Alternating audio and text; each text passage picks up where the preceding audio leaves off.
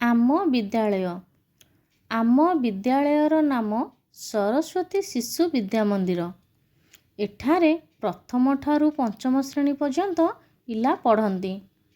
ଆମ ବିଦ୍ୟାଳୟରେ 5ଟି ଶ୍ରେଣୀଗୃହ, ଗୋଟିଏ କାର୍ଯ୍ୟାଳୟ ଏବଂ ଗୋଟିଏ ସାଧାରଣ କକ୍ଷ ରହିଛି। ବିଦ୍ୟାଳୟର ଆଗରେ ଗୋଟିଏ ବଡ଼ ଖେଳ ପଡ଼ିଆ ରହିଛି। ସେଠାରେ ଆମେ ବିଭିନ୍ନ ପ୍ରକାର ଖେଳ ଖେଳୁ। ଆମ ବିଦ୍ୟାଳୟରେ 100 ଜଣ ଛାତ୍ରଛାତ୍ରୀ ପଢ଼ନ୍ତି। ଆମ ବିଦ୍ୟାଳୟରେ ଗୋଟିଏ ସୁନ୍ଦର ଫୁଲ ବଗିଚାଟିଏ ଅଛି। ଆମ ବିଦ୍ୟାଳୟରେ 7 ଜଣ ଶିକ୍ଷକ ଓ ଶିକ୍ଷୟିତ୍ରୀ ଅଛନ୍ତି। ଆମ ବିଦ୍ୟାଳୟରେ ଗଣେଶ ପୂଜା, ସରସ୍ୱତୀ ପୂଜା, ଗୁରୁ ଦିବସ, ଶିଶୁ ଦିବସ, ସ୍ୱାଧୀନତା ଦିବସ, ସାଧାରଣତନ୍ତ୍ର ଦିବସ ପାଳନ କରାଯାଏ। ଆମ ବିଦ୍ୟାଳୟ ଏକ ଆଦର୍ଶ ବିଦ୍ୟାଳୟ ଅଟେ। ମୁଁ ମୋ ବିଦ୍ୟାଳୟକୁ ଖୁବ୍ ଭଲ ପାଏ।